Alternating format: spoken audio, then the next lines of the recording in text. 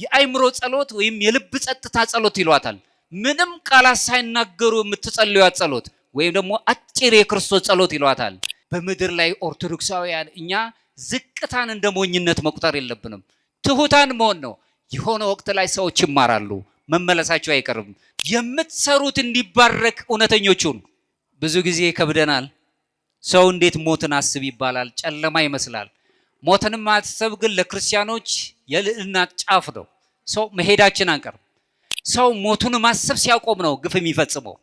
እኔ ብቻ ልኑር ብሎ በጥቃቅን ቁሳዊ ነገር ተጠምዶ አይምሮ ሲደነዝዝ ንጹህ የሆነውን ሰው ደግ የሆነችዋን እናት በማህፀኗ ሕፃን ልጅ ያለውን ማህፀኑ ውስጥ ያለውን ይህንን በሰይፍ በስለት እንዲጠፋ ያደርጋል። በጣም ሀዘኖች ሲበዙ፣ ጭንቀቶች ሲኖሩ፣ በእያንዳንዱ ቤት ስቃዮች ሲኖሩ እንኳን እግዚአብሔር ሁልጊዜ የበረታ እጁን ይልክልናል። ስለዚህ እንጽናናለን። ሌላ ኃይል የለንም። እውነቱን እውነት ሐሰቱን ሐሰት ማለት መልመድ። ምክንያቱም ብዙ ጊዜ እውነት በመናገር ዓለም ላይ ስቃይ አለ። ውሸቶች ተደርበው እውነቶች ሆነዋል። እንደምን አረፈዳችሁ። ቸርነት የባህር የሆነ አምላካችን እግዚአብሔር ለዚህ ሰዓት ስላደረሰን ስሙ የተመሰገነ ይሁን። ሰዓሊተ ምሕረት ምዕራገ ጸሎት እመቤታችን ጣዕሟን በልቦናችን ፍቅሯን በልቦናችን ጣዕሟን በአንደበታችን ላይ ታሳድርብን።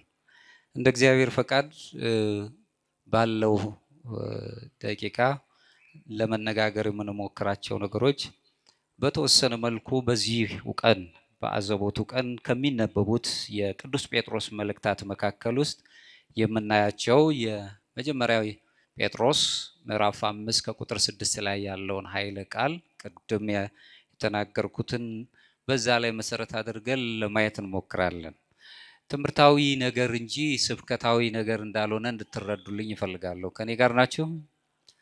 ስለዚህ ምናልባት ወደ ራሳችሁ እንድትወስዱት የኦርቶዶክስ እሳቤውን እንድታውቁ ይሄ ኦርቶዶክሳዊ ማንነት የሚባል አለ፣ ኦርቶዶክሳዊ ቅኝት አለን እና በዛ ውስጥ የምንኖርበት እንድታስቡት እንግዲህ በጊዜው ከፍ እንዲያደርጋችሁ ከከበረው ወይም ከበታችሁ ካለው ከበረታውና ሁሉን ነገር ማድረግ ከሚችለው ከእግዚአብሔር እጅ በታች ራሳችሁን አዋርዱ፣ ዝቅ ዝቅም አድርጉ።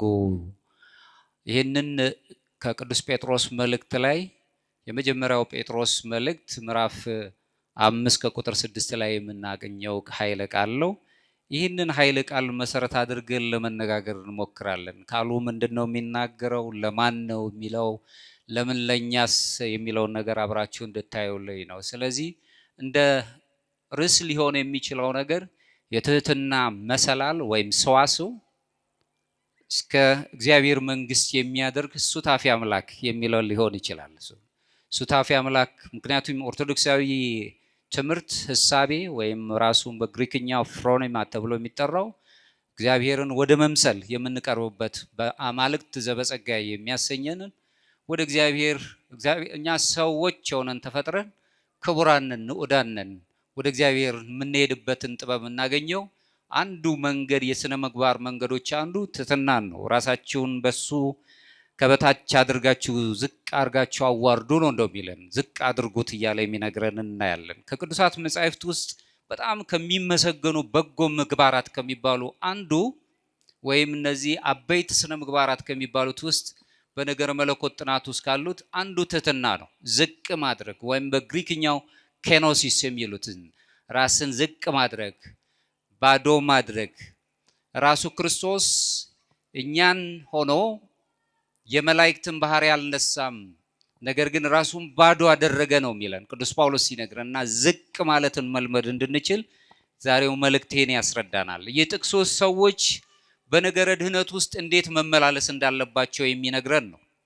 ኦርቶዶክሳዊ ተዋሕዶ ቤተክርስቲያን ውስጥ እንደምንማረው ትህትና የብዙ ነገሮች ሁሉ ቁልፍ መሰረት ነው። ትሁት የሆነን ሰው ዓለም አይወደውም፣ አይፈልገውም። ምክንያቱም ዓለም ለሱ የተዘጋጀ አይደለም። ብዙ ጊዜ ትዝርት ያለበት ትዕቢት የሚነገርበት ነው ያለው። ከዛ የተነሳ ብዙ ግፍ ይደርስባቸዋል ትሁታን ክርስቲያኖች፣ ብዙ መከራ ውስጥ ይኖራሉ። ነገር ግን ከትህትናው ወጥተን በኃይል እንድናስብ ያስገድዱናል።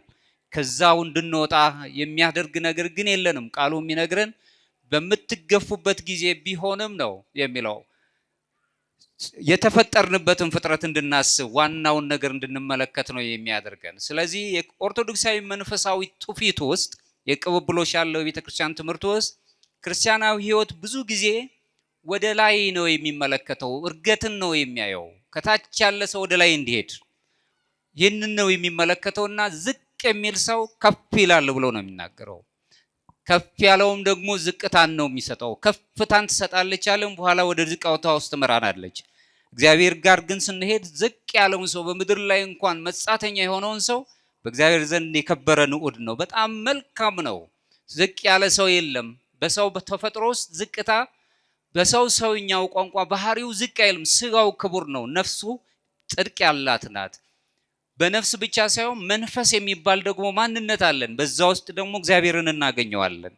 የክርስቲያን በጎ አድራጎቶቹ መልካም መካከል ውስጥ ትልቁ ነገር ትህትና በመንፈሳዊ ሕይወት ውስጥ ማዕከላዊ ስፍራን ይዞ ነው የሚገኘው። መጀመሪያ ኃጢአት ሁሉ በምድር ላይ የመጣው ከትህትና በመራቅና ትዕቢትን ገንዘብ አድርጎ በመሄድ የሰው ልጆች በዚች በምድር ላይ እንዲወድቁ ምክንያት ሆኗቸዋል። እሱን የምናይበትን ነገር እናያለን። ትዕቢት መላእክትን በመላእክት ደረጃ ይገለጹ የነበሩ በሰማያት ሁሉ ይኖሩ የነበሩትን እንኳን ሳይቀር ዝቅ አድርጓቸዋል። ሳጥናኤልና ሰራዊቱን ዝቅ ያደረጋቸው ከትዕቢት አንጻር ነው። ትህትና ግን ሰዎችን ወደ ሱታፊ አምላክ ልዕልና ያለበት ከፍታ ነው የምትወስዳቸው። ዝቅ ያለ ይመስለዋል፣ ነገር ግን ከፍታን ያገኝባታል። ይህ ማለት ከእግዚአብሔር ጋር በህብረት መኖርን መልመድ ማለት ነው።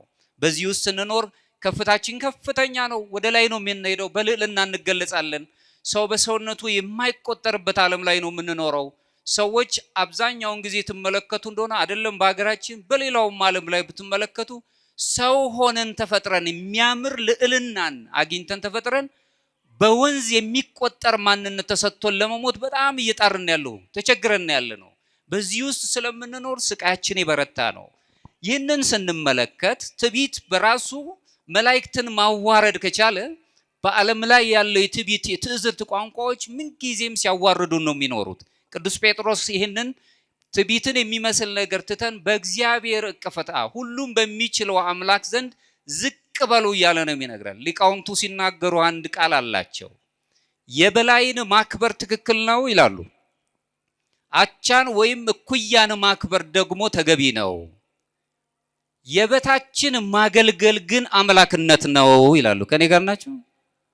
ዝቅ ብሎ ያገለገለንን አምላክ ማለት ሳንወደው የወደደንን አምላክ ዝቅታ ያለበትን ነገር መርጦ እኛን ከፍ ለማድረግ አሳረገን። ያው ቅዱስ ባስልዮስ የተባለው የቤተ ክርስቲያን ታላቅ አባት ሲናገር ያልተዋሃደውን አላሳረገውም ነው የሚለው። እኛን ስለሆነ ስጋችንን ስለለበሰ ክርስቶስ እኛኑ ራሱ አሳረገን። ልባችን ሰማያዊ እንዲሆን አደረገን።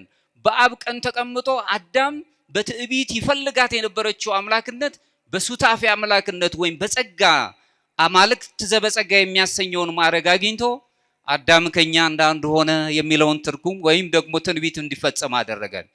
ክብራችን ልዕልናችን ሱታፊ አምላክ ማግኘት ነው፣ ከፍታ ነው። በምድር ላይ እንደው ችግር ደርሶብን እንድንኖር አይደለም እግዚአብሔር የፈጠረን። ቅዱስ ጳውሎስ ጴጥሮስ እዚሁ ላይ ሲናገረን ምንድን ነው የሚለው? ምእመናኑ ወደ ከፍታ እንዲያስቡ የከበረችው የበረታችውን እጅ የከበረችዋን ነገር እንድናገኝ ከእግዚአብሔር እጅ በታች ራሳችንን ማዋረድ ማለት ምን እንደሆነ ሲያስረዳ እንዲህ ይላል። እንግዲህ በጊዜው ከፍ ያደርጋችሁ ዘንድ ከበረታችሁ ከእግዚአብሔር እጅ በታች ራሳችሁን አዋርዱ። አንደኛ ጴጥሮስ ምዕራፍ 5 ከቁጥር 6 ላይ ሄለንንና መልቸው የከበረችው የእግዚአብሔር እጅ ምን እንደሆነች ደግሞ ይነግረናል። የከበረችው እጅ ምን ማለት ነው? ያንን ማስተዋል እንዲነግረን እንፈልጋለን። ብዙ ጊዜ ሰዎች በእውቀት ላይ ብቻ ነው። እውቀት ሂደት እንጂ ፍጻሜ ሆኖ አያውቅም። አዋቂነትን አይደለም ቤተክርስቲያን እውቀት አያስፈልግም ሳይሆን አዋቂነት አይደለም ፍጻሜያችን፣ መንፈሳዊነት ወይም ቅድስናን አግኝቶ መኖር ነው። በቅዱስ መጽሐፍ ውስጥ የበረታችው የእግዚአብሔር እጅ ተብላ የተገለጸችውን የሚነግረው መለኮታዊ ኃይሉ የእግዚአብሔር የመለኮታዊ ኃይል ሰው በምድር ላይ ሲሰቃይ የእግዚአብሔር መለኮታዊ ኃይሉ ያጽናነዋል። በሞት ጥላ ውስጥ እንኳን ስንወርቅ እሱ በህይወት ይገልጠናል። ሞታችንን ስለሞተልንና በትንሣኤው ስለገደለልን ሕይወት እናገኛለን። በሰማዕትነት የሚወድቁትን ወገኖቻችንን እነሱን ስንመለከት ሌላ ኃይል የለንም። ኃይላችን መለኮታዊ ስልጣን የሆነ የእግዚአብሔር የበረታ እጁ ናት። እሱን እናያለን። ሌላው ጥባቆቱ ነው። ሁልጊዜ ይጠብቀናል። ኃጢአት ውስጥ እንኳን ሆነን እኛን ስለሚነፍቀን ስለሚወደን ይጠብቀናል። በኃጢአት እንደ ዓለም ከሆነ ግን ይጥለናል። በኃጢአት ውስጥ እንኳን ሆነን በበደል ውስጥ እንኳን ሆነን ይፈልገናል። ከበደል እንድንወጣ ይጠብቀናል። አምላካችን አጋዥ ነው። አምላካችን ሲደክመን ያነሳናል፣ ስንወርቅ እንነሳለን። ለዚህም ነው እንግዲህ ሁልጊዜ በወደኩበት ቤት መቼም በዓለም ላይ አግኝቼ ኖሬ ደስ ብሎኝ ከመኖር ይልቅ በእግዚአብሔር ቤት እጣል ዘንድ መረጥኩ ነው የሚለው ቅዱስ ዳዊት ሲናገር። በእግዚአብሔር ቤት ቢወድቁ ማግኘት ስላለ ቢያጡም ደግሞ የሚፈልጉት ነገር ተሟልቶ ስለሚገኝ ሁልጊዜ ከእግዚአብሔር ጋር መኖርን እንመርጣለን። እሱ ብቻም አይደለም፣ የበረታቸው የእግዚአብሔር እጅ በሕዝቡ መካከል መከራ እንኳን ሲወርድ የማዳን ስራውን ይያያል። በጣም ሐዘኖች ሲበዙ፣ ጭንቀቶች ሲኖሩ፣ በእያንዳንዱ ቤት ስቃዮች ሲኖሩ እንኳን እግዚአብሔር ሁልጊዜ የበረታ እጁን ይልክልናል። ስለዚህ እንጽናናለን። ሌላ ኃይል የለንም። በዚህ ህይወት ውስጥ እንኖራለን። ሙሴን እንኳን ብናየው ለምሳሌ ሲናገር ምን ይላል? እስራኤላውያንን ሲያሳስባቸው ጌታ አምላክህም ከዚህ በበረታ እጅ እንዳወጣህም አስብ እያለ ነው። በበረታ እጅ ከመከራ የሚያወጣው የሰው ኃይል አይደለም። ከመከራ የሚያወጣን የኛ ጥበብ እውቀት አይደለም። ሁሉን ማድረግ የሚችል የፍቅር አምላክ የደሃ አባት የሆነ አምላካችን ኃይሉን ሲልክልን ከምንጨነቅበት ነገር ያወጣናል። የበረታ የእግዚአብሔር እጅ፣ የእግዚአብሔር የጥበቃው እንክብካቤ የበረታ እጅ ተብሎ ተገልጿል። በፈጠረው ፍጥረትና በእኛና በፍጥረታቱ መካከል ልዩ የሆነ ግንኙነት እንዲኖረን፣ ኃላፊነት እንዲሰማን ጥበቃ ይኖረናል፣ እንክብካቤ ያደርግልናል። ሌላው እግዚአብሔር ሁላችንንም በፍቅር ተግሳጹ ይጎበኘናል። ልጆቹ ስለሆነን ይወደናል፣ ያፈቅረናል፣ መጽናናትን ይሰጣናል። ዓለም ግን የሚያስጨንቀን ነው፣ አለቀልህ ነው የሚለን። እግዚአብሔር ጊዜ አለው፣ በጊዜው ነው ሁሉን ነገር የሚሰጠን።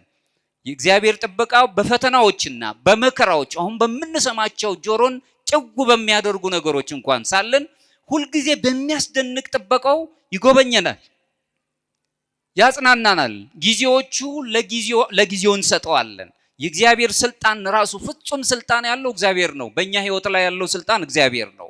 በሁሉም ነገራችን ላይ እግዚአብሔርን መመልከት እንድንችል የበረታውን የእግዚአብሔር እጅ ብሎ ተገለጸ። በሆነው ዘመን ላይ በመጀመሪያ ክፍለ ዘመን እስከ ሁለተኛ ክፍለ ዘመን የነበረው ቅዱስ ኢግናቲዮስ ወይም አግናጢዮስ የሚባለው ምጥው ለአንበሳ ተብሎ የተገለጸው አባት በሮም በነበሩት ጭፍሮች እጅ ወድቆ በመከራ ውስጥ እያሳደዱ ከአንጾኪያ ወደ ሮም ከወሰዱት በኋላ ከኔ ጋር ናችሁ? ያን ጊዜ የእግዚአብሔር እጅ ከሱ ጋር እንዳለች ሲመለከት በሮም የነበሩት ክርስቲያኖች ይህ ደግ አባት በእነዚህ ጨካኞች እጅ እንደወደቀ ሲመለከቱ መማለጃ ሰጥተው ሊያስመልጡት ወደዱ። አግናጢዮስ የተባለውን ቅዱስ አባት። ሮማውያን ደግሞ አንድ ስርዓት አላቸው። ክርስቶስን የሚከተሉ የሚያምኑትን ሁሉ ወደ አናብስት ጉድጓድ ውስጥ ወይም ደግሞ ራሱን የቻለ ትርኢት ሰርተው ከአናብስት ጋር ያታግሏቸው ነበርና መጨረሻ ላይ በአናብስት ተበልተው ይሞቱ ነበር። አግናጢዮስ ምጥው ለአንበሳ የተሰጠው እሱ ነበር ዕጣው። በዚህን ጊዜ ምን አለ? የሮም ክርስቲያኖች ወገኖቼ ሆይ ያለ ያለ ጊዜው አትራሩልኝ ያለ። ከኔ ጋር ናችሁ? ያለ ጊዜው አትራሩልኝ። አሁን እኔ ስንዴ ነኝ፣ በአናብስት አፍ ውስጥ ተፈጭቼ ቀርብ ዘንድ ወደድኩኝ። እኔ ንጹህ የክርስቶስ ስንዴ ነኝና ያለ ጊዜ የሆነ መማለጃ ሰጥታችሁ ከነዚህ ከጨካኞች እጅ አታስመልጡኛል። ስም ኢትኩን ስም በሐሰት ምስክር ሆኖ በሰማዕትነት አሁን ዛሬ ቅዱስ የሚል ሰማዕትነት ተቀብሎ ነው የሚኖረው። እሱን እናስበዋል። ከኔ ጋር ናቸው? ዝቅ ብሎ እኔ ለክርስቶስ ስንዴ ነኝ፣ ስንዴ መባ እንደሆነ ሁሉ በመስዋዕትነት ለቤተ ክርስቲያን እንደሚቀርብ ሁሉ እኔ ስንዴ ነኝና እባችሁ ያለ ጊዜው መባን ሰጣችሁ እጅ መስጫ ሰጣችሁ ከጭፍሮቹ እጅ አታስመልጡኝ አሁን ሰማዕትነትን እፈልጋለሁ ጊዜው አሁን ነው ወደ እግዚአብሔር ዘንድ ቀርብ ዘንድ የእግዚአብሔር የበረታ እጁ ታደነኛለች ብሎ ተናገረ። ከኔ ጋር ናችሁ? ብዙ መከራ ውስጥ አለን። አሁን የምንሰማቸው ብዙ መከራዎች ናቸው። እግዚአብሔር ግን የበረታ እጁ የሚያድነን ስለሆነ ከሞት በኋላ ሁሉ እንጽናናለን፣ ደስ ይለናል። ያለፉትን አባቶች፣ ወንድሞች፣ እህቶች፣ ሕፃናትን ሳይቀር በሰማዕትነት ስንመለከት እንጽናናለን። ለምን? የበረታው የሆነ አምላካቸው ዘንድ ነው ሄዱት። እኛም ወደዛ ለመሄድ እናፍቃለን። ሁልጊዜ ግን ኃይላችን እግዚአብሔር ነው ብለን በሱ እንመካለን።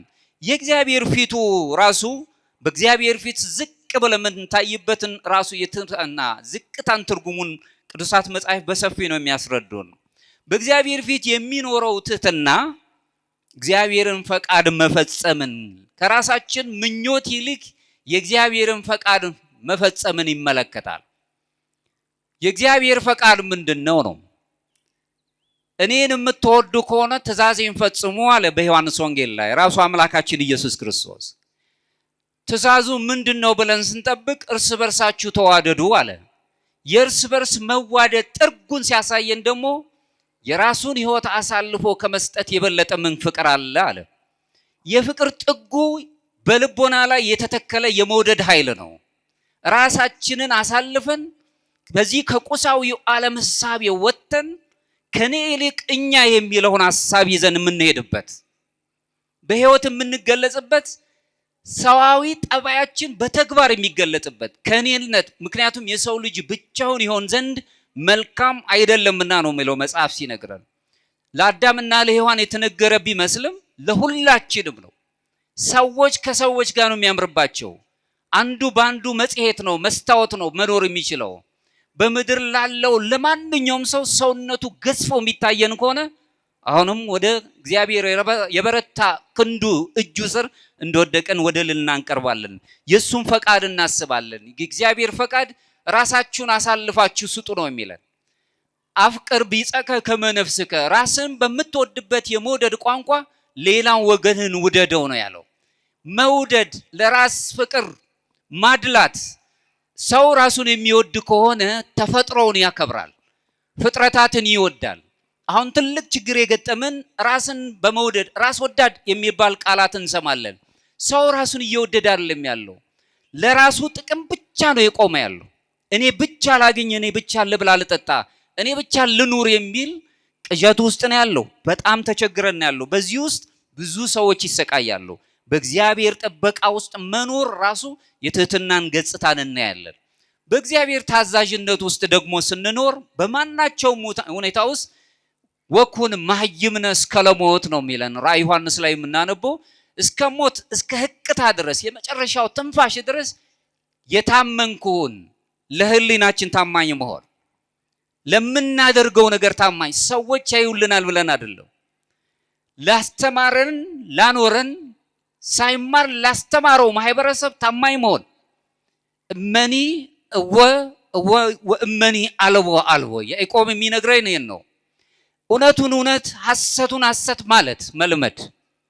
ምክንያቱም ብዙ ጊዜ እውነት በመናገር ዓለም ላይ ስቃይ አለ። ውሸቶች ተደርበው እውነቶች ሆነዋል። የውሸት እንደውም እውነት በራሱ አማናዊት ሳትሆን አንጻራዊት ናት። በአንድ መንደር እውነት ያለው በሌላ መንደር ሐሰት ሆና ትቀርባለች። በእግዚአብሔር ዘንድ በኦርቶዶክሳዊት እይታ ውስጥ ያለች ቤተክርስቲያን ግን እውነት አንጻራዊት ናት፣ አትሸራረፍም። ምክንያቱም እግዚአብሔር እውነት ስለሆነ እሱም ብላ ነው የምታምነው። ስለዚህ ኢትሚጥ ፍትሐ ነዳይ ወኢትአምፅ በፍትሕ ነው የሚለን መጽሐፋችን ሲነግረን። ፍርድም አታጓድ፣ ድሃውንም አትበድል፣ እውነቱን እውነት ሐሰቱን ሐሰት በል ነው የሚለን መጽሐፍ ሲነግረን።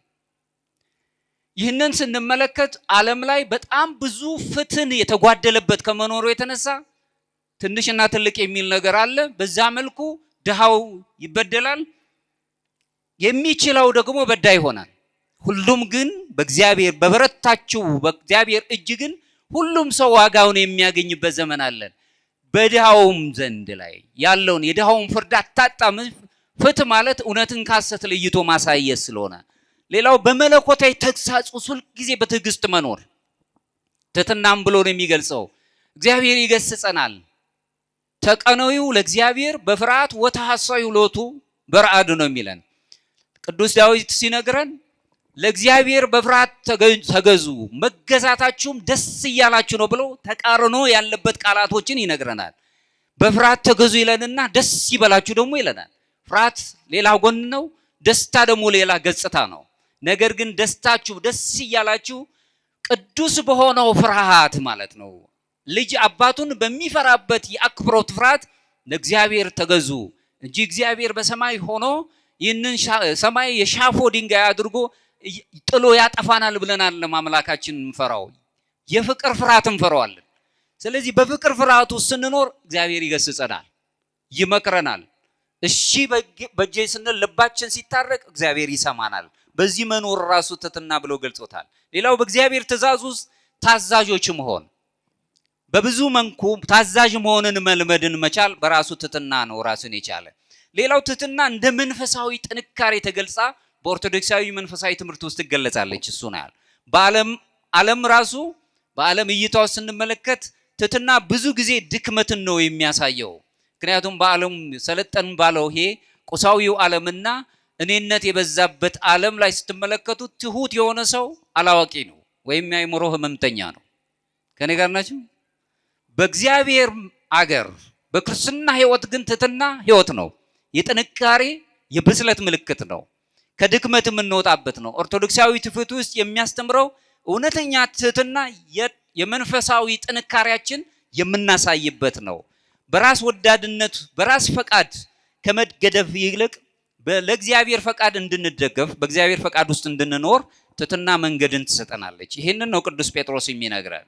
ሌላው በአብዛኛው ጊዜ ቅዱስ ጴጥሮስ ከሚያስረዳን አንዱ የሚገልጽልን በእግዚአብሔር በዚህ በከበረችው እጅ ስር ትሑታን ሆነን ራሳችንን አዋርደን ስንኖር የናቁን እንኳን በዓለም ላይ የናቁን እንኳን ከፍታችንን አንድ ወቅት ይረዳሉ፣ ሰውነታችንን ይረዳሉ። በጣም በሚደንቅ ሁኔታ ሰው ሆኖ ተፈጥሮ ማነህ ተብሎ የሚጠየቅበት ዘመን ላይ ነው ያለ ነው። ሰው ነው፣ ሰውን ማነህ ተብሎ አይጠየቅም። ሰው መሆኑ ብቻ በቂ ነው። ለዚህም ነው በአምስተኛው ክፍለ ዘመን የተነሳው ታላቁ የቤተ ክርስቲያን አባት ቅዱስ ዮሐንስ አፈወርቅ ሲናገር አንተ ለድሃው ስትሰጠው ጎጡን፣ ጾታውን፣ ሌላው ይቅርና ሃይማኖቱን ብለህ አትስጠው፣ ዝም ብለህ ስለ ክርስቶስ ስጠው ነው። ሰውነት ነው የነገሰው እዚህ ውስጥ። ሰውነት በሰውነቱ ከኔ ጋር በእምነት ስለሚመሳሰለኝ ብቻ አይደለም። በሰውነቱ ክርስትና የሚነግረን ለማንም ሰው ሰዋዊ የሆነ ስሜታችን መግለጽ እንጀምር ወደ ስነ ምግባር ጠባይ ከዛም መንፈሳዊ የሚባለው ልዕልና መያዝ እንጀምራለን። በመጀመሪያው ሰዓት ላይ ከድቀት ውስጥ የሚነገረው ውድቀት በትዕቢት ምክንያት ከወደቀው መካከል የሚታወቀው ሳጥናኤል ነው። ሳጥናኤል ብዙ ጊዜ ተተርኮልናል፣ ሰምተነዋል። ኢሳይያስ ላይ ግን አንድ ቃል ይነገረናል። ትንቢተ ኢሳይያስ ምዕራፍ 14 ከቁጥር 12 እስከ 15 ላይ አንተ የንጋት ልጅ አጥቢያ ኮከብ ሆይ ይለዋል። በፊት በነበረው ክብሩ እንዴት ከሰማይ ወደክ፣ አሕዛብን ያዋረድክ አንተ ሆይ እንዴት እስከ ምድር ድረስ ተቆጠርክ? ወደ ሰማይ አወጣሃለሁ፣ ዙፋኔንም ከእግዚአብሔር ከከዋክብት በታች ከፍ አደርጋለሁ። በሰሜንም ዳርቻ በመሰብሰቢያውም ተራራ ላይ እቀመጣለሁ። ከደመና ከፍታ በላይም አርጋለሁ፣ በልዑልም እመሰገናለሁ አልህ። ነገር ግን ወደ ሲኦል ወደ ጉድጓድ ጥልቅም ትወርዳለህ አለው። ከኔ ጋር ናችሁ? ይህንን አስቦ ሁሉን ማድረግ እችላለሁ፣ ከፍ ያለውንም ቦታ ላይ ያገኛለሁ፣ ልዕልናም ቦታ ሆናለሁ፣ የፍጥረታት ሁሉ ገዢ ሆናለሁ አልክ። ግን ይህ አልተሳካልም። ከፍታን በትዕቢት ስትመርጥ ያገኘኸው ግን ሲኦል የሚባለው ድቀት ነው ብሎ ነው ይነግራል። ስለዚህ ከፍታን በምድር ላይ ስንፈልግ አግባብነት ባለው መልኩ ከሌለ የሚጠብቀን ይሄ መሆኑን እንረዳለን። ቅዱሳት አባቶች ሐዋርያት አበው በአንድ ድምፅ የሚስማሙበት እዚህ ላይ ያንን ብሩህ መልአክ የነበረው ወደ ጋኔንነት ነው የተቀየረው። ሳጥናኤል ፍጹም የሆነው በትዕቢቱ ምክንያት የወደቀበትን ትዕቢት ምን ያህል እንደምታዋርድ እናያለን። ሰውነትን ስንንቅ ትዕቢትን ገንዘብ እያደረግን ነው። ሰውነታችንን ሲንቁን ማክበር በራሱ ከራስ ነው የሚጀምረው። ሰላም ከራስ ነው የሚጀምረው ወገኖቼ። ማክበርን ያልለመደ ሰው ሊከበር አይችልም። በትዕቢት የሚኖር ሰው ትሁት የሆነን ሰው አያገኘውም። ምናልባት ለጊዜው ስልጣኑን አይቶ ጎንበስ ሊልለት ይችላል፣ ግን ፍጹም ትሕትና አይደለም። በዛ ውስጥ ሊገለጽ አይችልም። አባ ይስሐቅ ሶርያዊው ሲናገር ምን ይላል? አንተ ከራስ ጋር ታረቅ ይላል። ከራስ ጋር ከውስጥ ጋር ሰላምን ፍጠር፣ ሰማይና ምድር ካንተ ጋር መታረቅ ይጀምራሉ ይላል። ከኔ ጋር ናችሁ? ከኔ ጋር ናችሁ? በውስጥ ያለው ሰላም ሲኖር ሰማይና ሰማይ ሳይቀር በሰማይ ያሉት በምድርም ያሉት ሳይቀሩ ከኛ አይምሮ በላይ የሆኑት ነገሮች እርቅን ይጀምራሉ። ባንተ ውስጥ ሰላም ሲኖር አለመልሶ በሺህ የሚቆጠሩት ሰዎችን ሰላምን ያገኛሉ ይላል። ሰላም የሌለው ሰው ስለ ሰውነት አይራራም፣ ጨካኝ ነው። ውስጣዊ ሰላም የሌለው ሰው በፍጹም ስለ ሰዎች ሰላም አይጨነቅም። ውስጣዊ ትሕትና የሌለው ሰው በፍጹም ስለ ሰዎች ትሕትና ሊረዳ አይችልም። ለዚህ ነው ብዙ ሊቃውንት ሲናገሩ አብዝሖ ትሕትና ከሞኝነት ቁጥር ነው ይላሉ። ዓለም ትሁት ስንሆን ሞኞች አድርጋ የአእምሮ ሕመምተኞች አድርጋ ነው የምታስበን። ትሕትና ግን አምላካችን ኢየሱስ ክርስቶስን ያስተማረን። ለዚህም ነው ይህንኑ አንቀጽ በተነተነበት ትርጉሙ ላይ ቅዱስ ዮሐንስ አፈወርቅ ሲናገር ምን ይላል? ትዕቢት የገሃነመ እናት ናት፣ ትሕትና ግን የሰማይ እናት ናትና ይህችን ያዛት ይላል። ከኔ ጋር ናችሁ? ትዕቢት የገሃነመ እናት ናት። ትዕቢት ግን በራሱ ትሕትና ግን ፍጹም ለሆነ የሰማያዊ ልዕልና የምናገኝባት ወደ ሱታፊ አምላክ የምታቀርባን ስለሆነች እሷን አግኛት እያለ ታላቁ አባታችን ይነግረናል። እዚሁ ቃሉ ላይ ሲያስረዳን ትዕቢት ለማንኛውም መንፈሳዊ ነገር እንቅፋት ሆኖ ነው የምናየው። ኦርቶዶክሳውያን እኛ የባህል አስተዋጽኦዎች አይደለንም። በባህል አስተዋጽኦ ውስጥ የምንኖር ሰዎች አይደለም። እኛ እግዚአብሔር ራሱ ኦርቶዶክሳዊ እይታችን ነው መጥራት አለበት። መንፈሳዊያን የሚባል የመንፈስ መንገድ ነው ያለ፣ በመንፈሳዊ ሕይወት ውስጥ የምንኖር ነን። እዚሁ ላይም ደግሞ የሊዮው ቅዱስ ኢሬኔስ የተባለ ታላቅ አባት ሲያብራራ ምን ይላል? ሰዎችን አዳም የወደቀበትን ውድቀትን ተመልክቶ እንደ ራሱ እንደ እግዚአብሔር ትሆናላችሁ ተብለው አዳምና ሔዋን የወደቁበትን አንቀጽ የተነተነበት ቦታ ላይ ምን ይላል? ሰው ከመጀመሪያው ጀምሮ አምላክ ሆኖ አልተፈጠረም አለ ቅዱስ ኢሬኔስ። አምላክ ሆኖ አልተፈጠረም። ነገር ግን አምላክን መምሰል መለኮታዊ ባህሪን የሚካፈልበት ሱታፊ አምላክ የሚያገኝበትን ችሎታ ግን ሰጠው፣ እንዲህ ሆኖ ተፈጠረ ይላል። ከኔ ጋር ናችሁ? በአርአያውና በአምሳሉ ሲፈጥረን እግዚአብሔርን ወደ መምሰል የምንመጣበት ነገር አዳም በትዕቢት ምክንያት እባቡ ካሳተው በኋላ ሔዋንን ካሳታት በኋላ ወደ ምድር ሲወርዱ አዳም በስቃይ ውስጥ ነው የነበረው። ጉቶ ስር ነበር የተደበቀው። የዓለም ምሳሌ ወደ ሆነችው የት ነው ያለው ተብሎ የአምላክ ድምፅን በሰማ ሰዓት ራቁቴን ነኝ በጉቶ ስር ነው ያለሁት ነው ያለው። ራቁትን መሆንን ማን ነገረ? ከሱታፊ አምላክ ስንወጣ ከመንፈሳዊ እይታችን ስንርቅ አሁንም የለበስነው ልብስ ራሱ አይከልለንም። መንፈሳዊ እርቃን ይሆናል ህይወታችን። ከመንፈሳዊ ነገር የራቀን እንሆናለን። ልክ ይህንን ካገኘ በኋላ አዳም በደሉ እንደተሰማው ሲያቅ መጀመሪያ የሰው ልጅ ሲፈጠር ግን አምላክ እንዲሆን አይደለም፣ እኛ አምላክ እንሆናለን አይደለም፣ አምላክን ግን እንመስላለን። በአርአያው በአምሳሉ ስለተፈጠረን አምሳል አርአያ የሚባል አለ። አሁን በጥምቀት አዳም ከወደቀ በኋላ በጥምቀት ያ የደበዘዘው ልጅነታችን ተመለሰልንና የሥላሴ ልጅነት አገኘን። አሁን የሥላሴ ልጅነት አለን። የሚቀረን ግን እግዚአብሔርን መምሰል ነው። እሱ ደግሞ በጥረት እግዚአብሔር በረዳን የእግዚአብሔር ጸጋን ይዘን ከኛ ጋር ባለን መንፈሳዊ አገልግሎትና የምስጢራት የቤተ ክርስቲያን ተካፋይነት ወደዛ እንቀርባለን። ሱታፊ አምላክ የምንለው ቴዎሲስ በግሪክኛው ብለን የምናነሳው ይሄንን ነው። ቅዱስ ኢሬኔስ የሚያነሳው ይሄንን ነው። እንግዲህ በዚህ ምክንያት ወደ ነገረ ድህነት ታሪክ ውስጥ እንሄዳለን። የዳንበትን ህይወት እናያለን። በሌላው መልኩ ግን ፍጹም ትህትናን ከአምላካችን ነው የተማርነው። ከሱ ስለተማርን የትህትና ፍጹም ምሳሌ ተብሎ የተገለጸ አምላካችን ኢየሱስ ክርስቶስ ነው።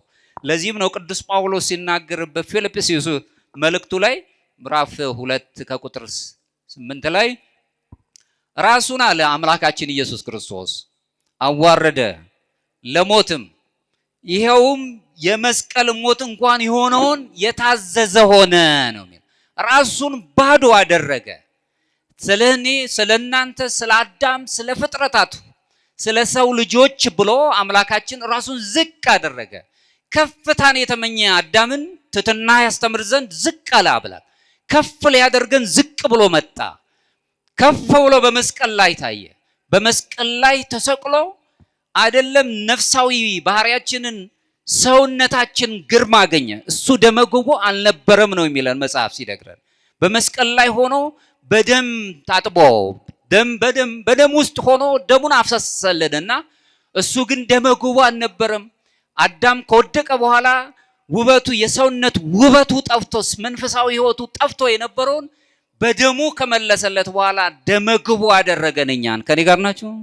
ደመግቦ ያደረገን አምላካችን ኢየሱስ ክርስቶስ በመስቀል ላይ ሆኖ ዓለምን ነፃ ወጣ። የዓለም ነፃ የወጣበትን ምልክት ሰጠንና ልጅነታችን በደም ታጠበ። አንትሙ ታቦቱ ለእግዚአብሔር የሚለን ለዚህ ነው። የእግዚአብሔር ቤተ መቅደሶች እናንተ ናችሁ፣ የመንፈስ ቅዱስ ማደሪያ ናችሁ። ቅዱስ ጴጥሮስም ቅዱስ ጳውሎስም የሚስማሙበት ነገር ግን በደሙ ዋጋ ስለተገዛችሁ የራሳችሁ አይደላችሁም ብሎን የግል ማንነታችንን ጥያቄ ውስጥ አስገቡት። በግል ማንነት ውስጥ ጥያቄ ውስጥ ሆነን እያለን ገና እሱ መልስ ሳያገኝ እንዴት ነው የሰው ልጅ በወል ማንነት ስቃይ ውስጥ የሚገባው? አንተ ከዚህ ነው የመጣው፣ አንተ ከዛ ነው የመጣው ለምን ይሰቃያል? ቤተ ክርስቲያን የሁሉ ናት። ዮሐንስ አፈወርቅ ሲናገር ቤተ ክርስቲያን የፍርድ ቤት ወይም የፍርድ አደባባይ አይደለችም፣ ነገር ግን ህሙማን የሚፈወሱባት ሆስፒታል ናት። የቤቱም አለቃ ወይም ደግሞ ህሙማንን የሚፈውሰው ደግሞ ራሱ ሐኪሙ መድኃኔ ዓለም ክርስቶስ ነው፣ እንደራሴዎቹም ካህናት ናቸው ብሎ ቅዱስ ዮሐንስ አፈወርቅ ያስቀምጣል። አድሎ የለባትም፣ ሁሉንም ነው የምታገኝ። በየትኛውም ከዚህ አካባቢ ከዚህ ነው ያለው የቆዳ መልክ፣ የንግግር፣ የቋንቋ ዘይቤ ባለበት አትለካውም። ለሁሉም እኩል የሆነች ቤተክርስቲያን ሁሉንም የምትይዝ። ምክንያቱም አራቱ ባህሪያት ይስማሟታል። ቤተክርስቲያን ቅድስት ናት፣ አሐቲ ናት፣ አንዲት ናት፣ በሁሉ ለሁሉ ያለች ናት፣ ኮለንታዊት ናት ወይም ዓለም አቀፋዊት ናት፣ ሐዋርያዊት ናት፣ ሐዋርያትን ፍኖት ተከትላ የምትሄድ ናት። በዚህ ጸባይ አራቱ ባህሪያት ከአራቱ ባህሪያት ውስጥ አንዱን ባህሪያት ያነሳች ቤተክርስቲያን ዘክርስቶስ አትባልም። ይህ ለኛ ህይወት የሚስማማ ነው ወገኖቼ። በአንድነት እንድንኖር እግዚአብሔር ይፈልጋል። ምክንያቱም እኛ የእግዚአብሔር ቤተ መቅደሶች ነን። በአንድ ሐሳብ እንዲኖሩ ቅዱሳኑ ደጋጎቹ በአንድ ሐሳብ ይኖሩ ነበር። ሐዋርያቱ እግዚአብሔር መንፈስ ቅዱስ በዛ ነው የወረደላቸው። እንደገናም ደግሞ ቅድስናን እኔ ቅዱስ እንደሆንኩ እናንተም ቅዱሳን ሁኑ ብሏል። በቅድስና ውስጥ ነው የተለየ አኗኗር ነበር የሚኖሩት። ሰውነትን አክብረው መንፈሳቸውን ጠብቀው የነፍስ ሰዎች ሆነው የሚኖሩ ነበር። አልፎም ደግሞ ለሁሉም በሁሉም የተሰጡ ነበሩ። የገሌ ወገን የሚባል ማንነት አልነበራቸውም። ሐዋርያቱ አባቶቻችን በፍጹም ከዚህ ወገን የሚባል ነገር የላቸውም። ክርስቶስን በተናገሩ ቁጥር በዓለም ዘንድ ያለውን ሽታ ሁሉ የመቀየር ጸጋ ነበራቸው። ከዚህ አልፎም ደግሞ ሐዋርያቱን እንደመራቸው ምጥው ሆረ ሄደ ነው የሚለው ራሱ ለሰማዕትነት የተሰጡ ሐዋርያዊ ስራን የሚሰሩ ስለነበሩ እነዚህ ትርጉሞች እኛን የሚስማሙን ናቸው። በዚህ ህይወት ውስጥ ስንኖር ራሳችንን ዝቅ አድርገን የልዕልናውን ከፍታ መያዝ እንችላለን። ክርስቶስ ለኛ የትህትናችን ዝቅ ማለታችንን ወደ እግዚአብሔር ወደ ሰዎች ስንቀርብ ዝቅ ማለታችንን ይቀበላናል። አሁን ቅድም የተናገርኩት ብዙ ጊዜ በዓለም ላይ ስንመለከት ስልጣን ያላቸውን ከፍታ ላይ ያሉ ድምጻቸው የሚሰማ ሰዎችን ዝቅ እንላቸዋለን። አሰላምታችን ሁሉ ይቀየራል። አቻ እንኳን ያሉን ሰዎች እንኳን ጓደኞቻችንን የምንለዋወጠው ነገር መሆን ስላለበት ብቻ እናደርጋለን። ዝቅ ያለውንማ እንረሳዋለን። ዝቅ ያለውን ማገልገል ነው አምላክነት ብለው የሚገልጸው፣ ዝቅ ብሎ መገልጸትን። ስለዚህም ነው ቅዱስ አትናቴዎስ ዘእስክንድርያው ሲናገር ምን ይላል? ሰው እግዚአብሔርን ለመቀበል ብቁ ይሆን ዘንድ ቃል ሥጋ ሆነ ነው የሚለው።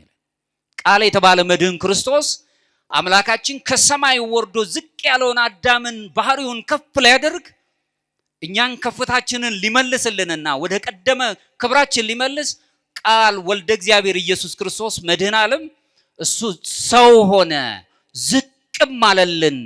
ሁሉን ማድረግ የሚችል አምላክ በትህትና በግርግም ውስጥ ተወለደ። እነዚህ እንስሶች እስትንፋሳቸውን ለገሱት። የትህትና ባለቤት የሆነው አምላካችን በምድር ላይ መጥቶ እረኞቹ የተናቁት የነበሩት ከብት ጠባቂዎች መጥተው አመሰገኑት። ዝቅ ብሎ ታየ። ሁሉን ለኔም ለናንተም ትልልቅ ነገር የሰጠ አምላክ፣ ከፍተኛ ቦታን ያደለን አምላክ እሱ ዝቅ ብሎ በዝቅታ ውስጥ ከፍታችንን ሳለልን አመጣልን። እሱም ማየት የምንችልበት ነው።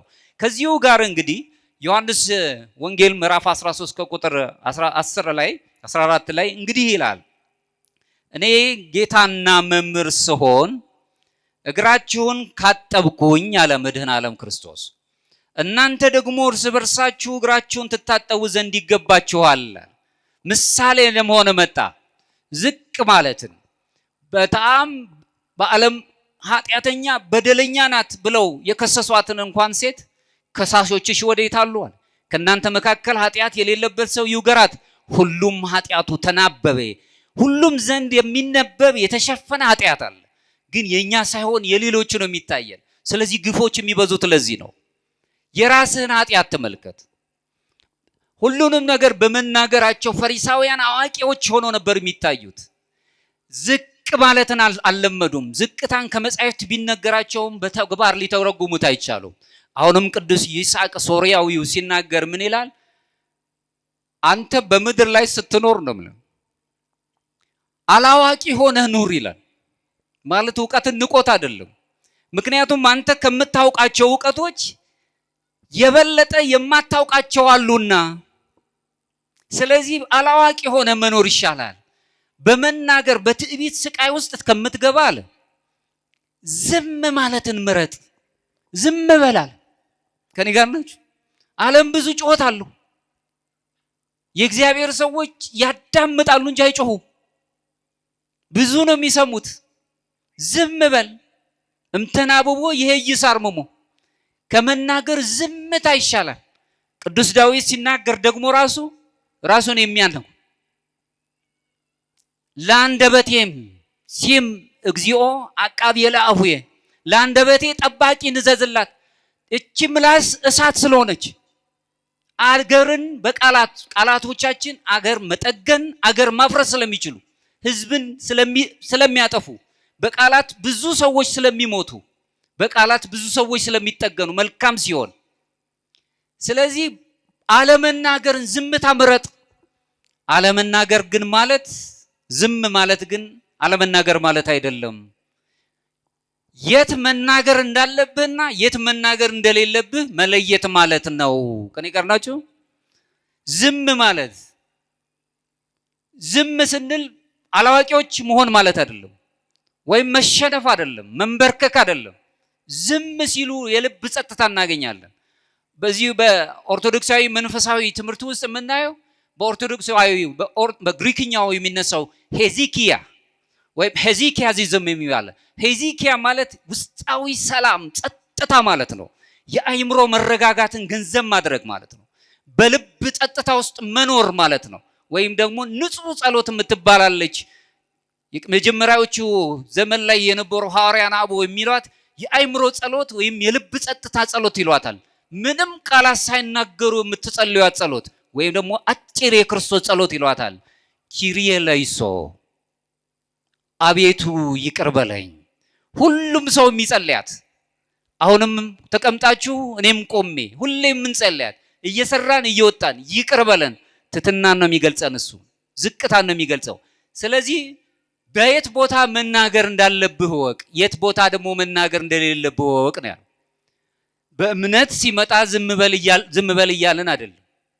እምነቴማ ይሄ ነው፣ አግባብ በሆነ መልኩ መግለጽ መቻለን። አዋቂ ሆነ ከምትሰቃይ አላዋቂ ሆነ መኖር ይሻልሃል ይላል። አዋቂነት ስቃይ ነው አሁን። ምክንያቱም ዕውቀቱ ራሱ በጥበብ የታሸ ዕውቀት አይደለም። የኦርቶዶክስ ዕውቀት በጥበብ የተቃኘ ዕውቀት ነው። በዛው ምክንያቱም ዕውቀት ብቻውን አያሻግረንም። ከዕውቀት ጋር ጥበብ ግን ማሻገር ይችላል፣ ለትውልድ ይተርፋል። እሱን ይዘ መኖር አለብህ ነው የሚለው። ስለዚህም አለ ክርስቶስ ትሕትናውን ያስተማረን በቃል ብቻ አይደለም፣ በተግባር ነው። መስቀል ላይ ውሎ ነው ትሕትናውን ያሳየን። ደም ተከፍሎልን ነው ትሕትናውን ያሳየን። ትሑታን መሆን አንደበታችን የሰላ ንጹህ ነገሮችን መናገር የምንችል። አዎ እንደምትጠይቁኝ አምናለሁ። ይህ ዓለም እኮ ትሕትናችን እንደ ሞኝነት ቆጥሮታል። ዓለሙ እሱን ነው የሚነግረን። በሞኝነት ብዙ ሰማዕትነት ሞኞች ናቸው የተባሉ ሰማዕትነት ብዙ ደም ፈሷል፣ ወደ እሳት ተጥለዋል፣ በመጋዝ ተጠልቷል። አንድም ቃል ግን ከእግዚአብሔር ከኃይሉ ከእጁ በረከት ወደ ኋላ አላሉም። ትሑት የሆነውን ሰብዕናቸውን ያሳዩት። እንደውም ቅዱስ በዚህ በዮሐንስ ወንጌላዊው መምህር በነበረበት ጊዜ ያለው ፖሊካርፕ የተባለው ታላቅ አባት የዮሐንስ ወንጌላዊው ደቀ መዝሙር ነው። 86 ዓመት ሆኖት ሳለ በዘመኑ የተነሱት አላውያን እጅ ውስጥ ወደቀና ፍርድ ቤት ቀረበ። በፍርድ አደባባይ ሆኖ አንተ እድሜ ገፋ ሽማግሌ ነህ፣ እድሜውን ምክንያት አደረጉት። ስለዚህ ራስህን አድን፣ ክርስቶስን ካድና ሙት አሉት፣ ወይም ነፃ ሁን አሉት። ከኔ ጋር ናችሁ? ክርስቶስን ካድን። ቅዱስ ፖሊካርፕ የተናገረው የትሕትና ቃል ግን ምን አለ? እኔ 86 ዓመት ሙሉ አምላኬን አገለገልኩት፣ እሱም አልበደለኝም። እንዴት ዛሬ አምላኬን ሰድበዋለሁ አለ። መካድ ስድብ ነው። ከኔ ጋር ናችሁ? አምላካችንን ስንክድ እየሰደብነው ነው። ኃጢአት አይሰረይም ነው የሚለው። መንፈስ ቅዱስን የሰደበ ኃጢአቱ አይሰረይም። እንዴት አምላኬን ሰድበዋለሁ? ዘመኔም አልቋል። ምን ያህል ዘመን እንድኖር ነው? ስለዚህ አምላኬን አላስቀይመውም። ዘመን ሙሉ አገልግየዋለሁ። አሁን የመጣውን ነገር ለመቀበል ዝግጁ ነኝ አለ። ትሑት ሆኖ ራሱን ገለጸ። ከሚያጠፉት ከሚበድሉት ጋር አልታገለም። ይሁን ባካችሁ ትንሽ ልቆይ አላለም። መቆየት የሚችልበትን ትንሽ መላ ሰጥተውት ነበር። የለም በዚህ ውስጥ አልገለጥም፣ እሱን ሳገለግል ነበርኩት፣ ራሱ ወደ እሱ ዘንድ ነው የሚሄደው፣ አልሰደበውም አምላኬን አለ። የቅዱሱን በረከት ከኛ ጋር ያሳድርብን። እግዚአብሔርን ስናክብር ራሱ የጥበብ ቃላቶች ሁሉ ይሰጡናል። በልግስና ውስጥ መኖርን እንጀምራለን። ከእግዚአብሔር ጋር መኖርን እንግዲህ እኔ ጌታና መምህር ስሆን እግራችሁን እንዳጠብኩ እናንተም ደግሞ ለሌሎቻችሁ። አሁን እሱ ብቻ አይደለም። በኦሪቱ ትመለከቱ እንደሆነ ቃየል አቤል ገሎ ሲመጣ ወንድሙን አቤልን ገሎ ሲመለስ የአቤል ደም ስትጮህ ወንድምህ ቃየል የት አለ አለው። የአቤል የወንድሜ ጠባቂ ነኝ ብሎ መለሰ። ብዙ የአቤል ደሞች ነው በዓለም ላይ የሚጮሁት። ብዙ ኃላፊነት አለብን በወገኖቻችን። ዛሬ አሁን ከመካከላችን ውስጥ ያሉ ብዙ የሰው ጆሮ የራባቸው ምግብ ላይሆን ይችላል፣ ከኪሳችን አውጥተን የምንሰጣው ነገር ላይሆን ይችላል። የሰው ጆሮ የሚጠብቁት የሰው አለ የሚሉ ከጎረቤቶቻችን ከወገኖቻችን አሉ። ጩኸታቸው ወደ እግዚአብሔር ዘንድ የደረሰ የት አለ እኔ አላውቀውም የምንልበት ዘመን አይደለም። እኔ ብቻ ልኑር የምንለው አይደለም። ምክንያቱም ይቺ ዓለም የተሰጠችው በጋራ እንድንኖርበት ነው። በአምስተኛው ክፍለ ዘመን የነበረው ከሐዋርያን አበው መካከል አንዱ ቅዱስ አምብሮስ ዘሚላን የተባለው አባት ሲናገር ምን ይላል? አንተ ለድሃው ስትሰጠው የራሱን ታስረክበዋለህ። ምክንያቱም ይቺ ዓለም የተፈጠረችው ለሀብታሞች ብቻ አይደለም ለሌሎችም ጭምር እንጂ። ይህንኑ ቃል ደግሞ የሚጋራው ታላቁ የዘመኑ የነገረ መለኮት መምህር የተባለው ሜትሮፖሊታን ካልስቶስ ወር ሲናገር ምን ይላል? የክርስትና ጉልላት ትልቁ አሁን የምናየው ጉልላት ከፍተኛውም ልዕልና ይህ ነው። ይኸውም የጋራ ጥቅም የሆነውን ነገር መሻት ነው። እኔ ብቻ ልብላ፣ እኔ ብቻ ልኑር የሚለው ክርስትና አይደለም። አብረን መብላት መጠጣት አለብን ሲሆን እኔ በቃኛል ብለን ሙሉን የምንሰጠው ድምፅ ላጣው ሰው ድምፅ የምንሆነለት አግባብ ባለበት መልኩ ትሑት ሆነን ከትዕቢት ነጽተን። ስለዚህ ይህንን የምናገኝበት ከሆነ አሁንም ወደ እግዚአብሔር አምላካችን እንሄዳለን። እግሩን ማጠብ እግራቸውን ሲያጠር ስርዓት ነው። አምላካችን ዝቅ ብሎ የሐዋርያቱን እግር ሲያጠብ መለኮታዊ ትሕትናውን ግን ገልጿል። አምላካችን ትሑት የሆነው አምላካችን ዝቅ ብሎ ወደ እግር አባቶቻችን እጅ ሲነሳሱ ዝቅ ነው የሚሉት። ለባለስልጣን ብቻ አይደለም ለሁሉም ነው። ሕፃኑም አምላክ አለው፣ መልአክም ይጠብቀዋል። ለሁሉም ሰው በሰውነቱ ክቡር ነው። እሱን ማየት የምንችልበትን ነገር ነው። ሌላው የትህትናን ትልቅ መሰረት የምናነብባት የሰው ልጆች የትህትና ከፍታ ምሳሌ የምትሆነው የመድኃኔ ዓለም ክርስቶስ ቴዎቶኮስ ተብላ የተገለጸች ቅድስት ድንግል ማርያም ወላዲት አምላክ ናት። ባጭሩ ሰዓቴም ስለሌለ እሷም ስትጠየቅ መልአኩ ሲነግራት እንዴት ይሆንልኛል አንድ ብላቴና፣ ነገር ግን አለች እነሆ የጌታ ባሪያ እንደ ቃል ይሆንልኝ። ዝቅ ብላ አገልጋይ ነኝ እኔ፣ እንደ ቃል ይሁን ይደረግ፣ ይሄ ይሁን አለች። በትህትናዋ ምክንያት እግዚአብሔር ከፍጥረታት ሁሉ በላይ የነበረውን ከፍታ ከፍ እንድትል አደረጋት።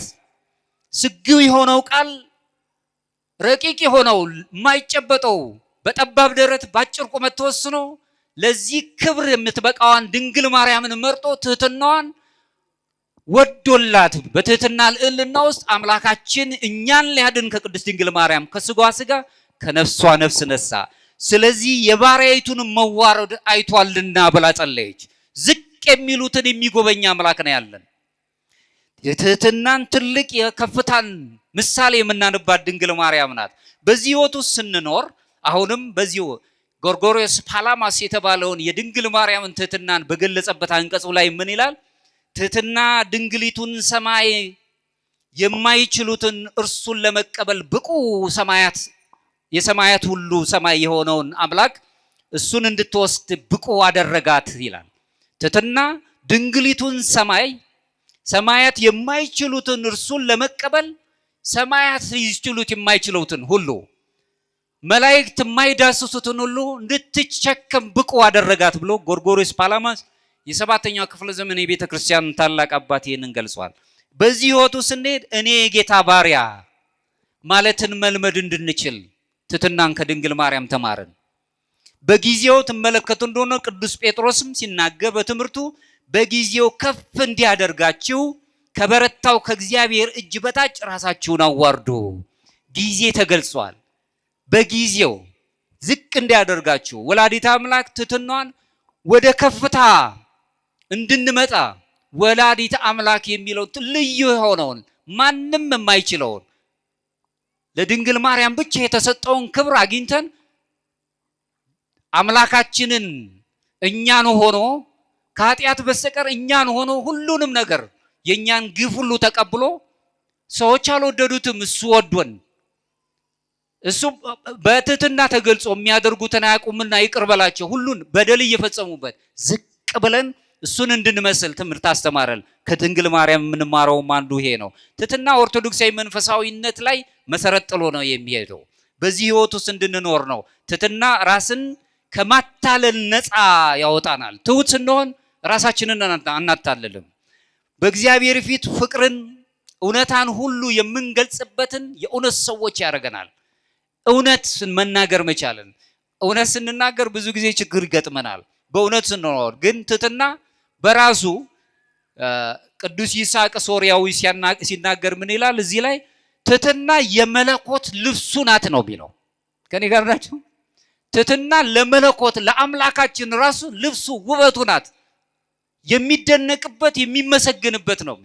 ይህንን መለኮታዊው የሆነውን ዝቅ ብሎ እኛን እንደወደደንና እርቃናችንን የነበረውን በአዳም ምክንያት ጸጋችን ተገፎ የነበረውን መለኮታዊውን የሆነ ሱታፌ አምላክ የሚባለውን አማልክት ዘበጸጋ የሚለውን ነገር ሊሰጠን ሊያለብሰን አምላካችን ወደዚህ ምድር ወርዶ ዝቅ አለልን።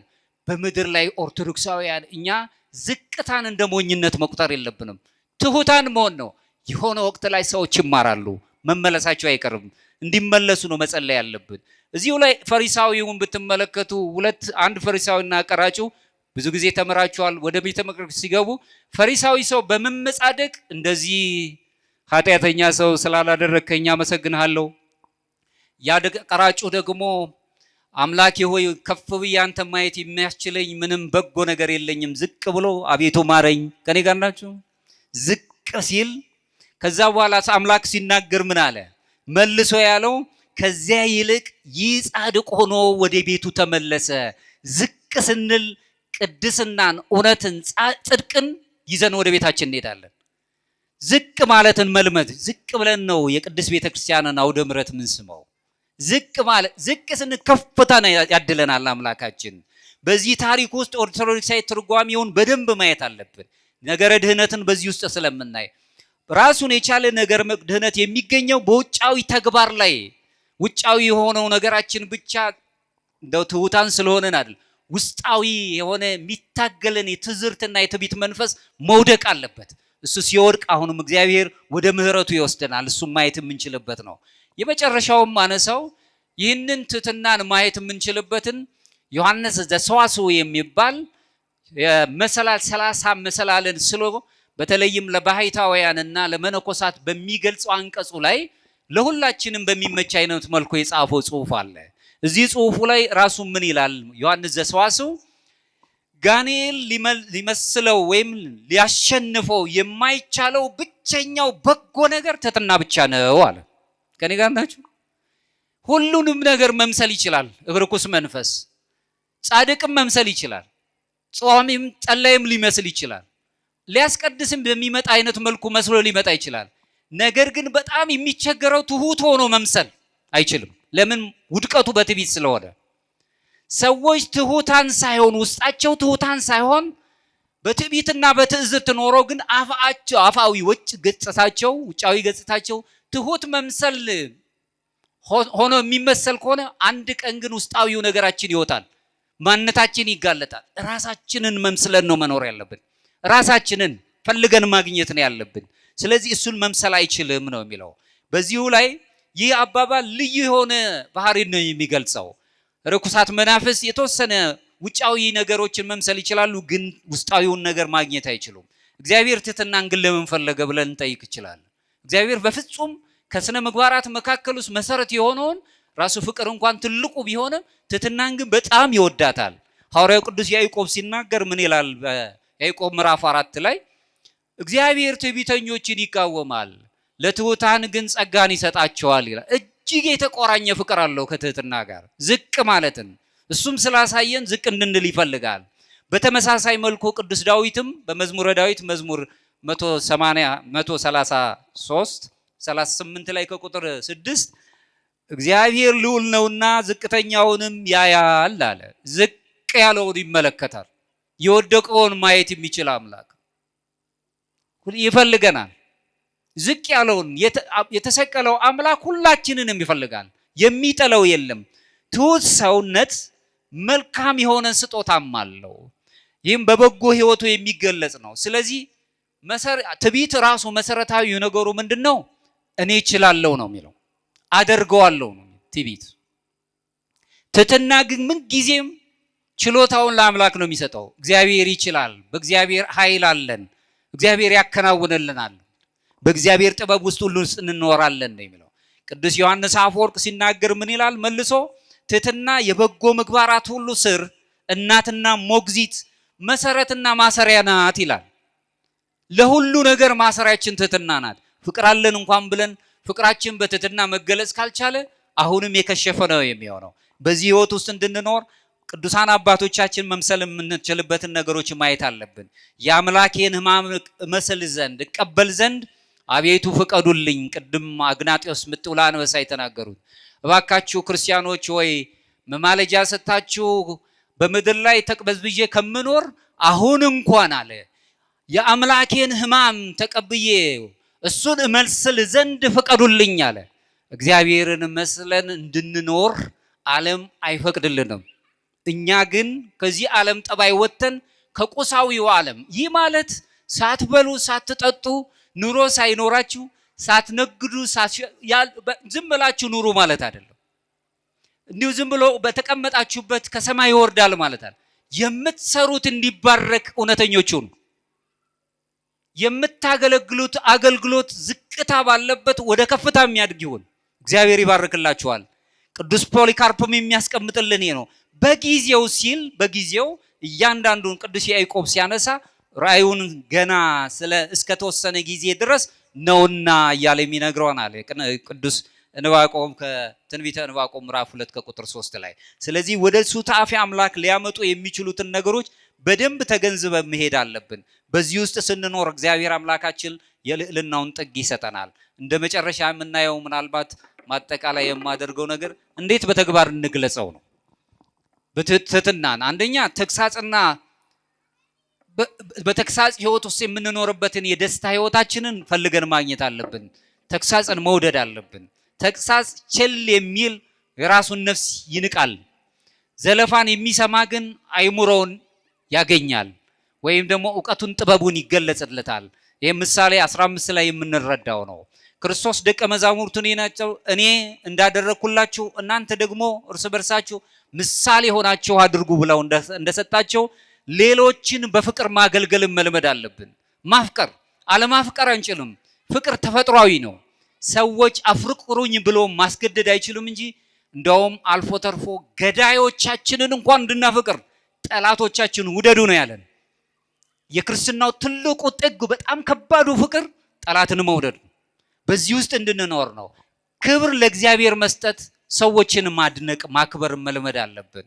ለትህትና ዘወትር በጸሎት የምንለምን ጌታ ኢየሱስ ክርስቶስ ሆይ የእግዚአብሔር አብ ልጅ አቤቱ እኔን ማረኝ ይቅር በለኝ እግዚኦ መሐረነ ክርስቶስ የምንለውን ነው። ከዕለት በዕለት ሁልጊዜ በንስሐ ውስጥ መልመድ ቅዱስ መጽሐፍ ለምሳሌ ስናነሳው መጽሐፈ መነኮሳት ንስሐ ሰተሁ በተጸጋ እምድኅረ ጸጋ ነው የሚላት። ንስሐ ማለት በጥምቀት ካገኘናት በጥምቀት ያገኘነው ልጅነት ከሱ በኋላ የምናገኛት የይቅርታ በር ነው የሚላት። አረቦናት ብሎ ነው የሚያስቀምጠው። ይቅርታ የምናገኝባት ነው።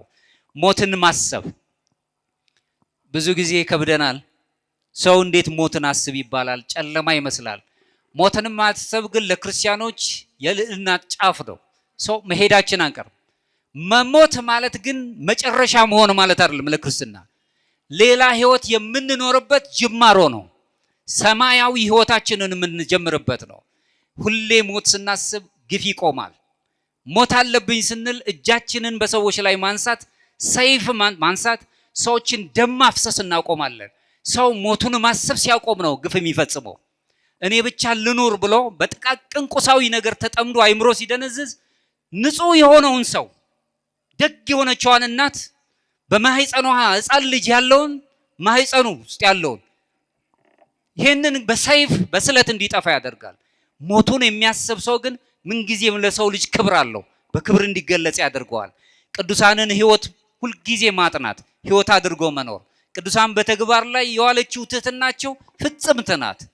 የነሱ ህይወት ጸጋቸው እጅግ ረቂቅ ስለሆነ ሰዎችን ወደ ማድነቅ እንሄዳለን። ሰው መደናነቅን መልመድ አለብን። እሱ እኮ ብለን እንዲህ ያለው ግን ብለን ከምናፈርስ ሰዎች መልካም። አሁን ዘማሪው ሊቀ መዘምራን ሲዘምሩ ሰምታችኋል አይደል? ግልጽ ነው አይደል? ማድነቅን መልመድ አለብን። በሱ ውስጥ እግዚአብሔር ነው የምናደንቀው። ሰዎችን ስናገን የእጁን ስራ የሆኑትን ስናደንቅለት አምላካችን እሱን እያደነቅነው ነው። ስንዘምር በዝማሬ ውስጥ ጣዕመ ዜማውን ስንሰማ ቅዳሴውን ስናደንቅ ተሳትፎ ይኖረናል። ከእግዚአብሔር ጋር መኖር እንጀምራለን። ያን ጊዜ አድናቆታችን ከፍታ ይሆናል። ተራ የአፍ አድናቆት ብቻ አይደለም። እንዴት አድርጎ ዝማሬውን አቀረበው ወንድማችን ሊቀ መዘምራን ቴዎድሮስ። ከአንደበት ይወጣና ልባዊ እንድንሆን ያደርገናል። ዝቅ ማለትን እንማራለን። እሱን መያዝ አለብን። ሌላው በሚስጥራት የቤተ ክርስቲያን ውስጥ ተሳታፊ መሆን አለብን። ስጋውን ደሙን ተቀብለን ንስሐም ተቀብለን ወደ ጥምቀት ያመጣንን አምላክ ቅባ ሜሮን ያገኘንበት የታተምንበት ሱታፊ አምላክ ለማግኘት የምንሄድበት በንስሐ ውስጥ ስንኖር አሁን ልዕልናውን ከፍታውን ማግኘት እንጀምራለን። ወደ ከፍታው የሚያደርሰንን ዝቅ የማለትን ህይወትን ገንዘብ አድርገን በእርገት የገለጸን አምላካችን ወደ ከፍታው እንዲወስደን ከትዕቢት የነጻ ኦርቶዶክሳዊ ልቡና ሊኖረን ይገባል። በዚህ ውስጥ ዓለም ራሱ የሚነግረን ከፍ ማለትን ማግነንን ነው። ክርስቶስ የሚነግረን ግን ራሳችሁን ካዱ ባዶ አድርጉ ነው። ዓለም የሚነግረን ክብርን ፈልጉ ነው የሚለን። ክርስቶስ ግን ትሑታንን ሁኑ፣ ትሑትን ሆናችሁ ተገለጹ ነው የሚለን። ስለዚህ በትህትና ውስጥ ስንገለጽ ህይወታችን የተቃኘ ይሆናል። እግዚአብሔር በእኛም ጋር ይኖራል።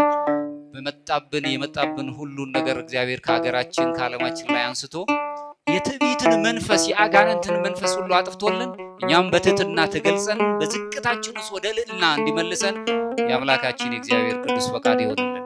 የድንግል ማርያም ረድኤት በረከት ከእኛ ጋር ይሁን። መልአኩ ይርዳን። ቅዱስ ሚካኤል በቸርነቱ ይጠብቀን። ሀገራችን ኢትዮጵያን ሰላም ያደርግልን። ይቆየ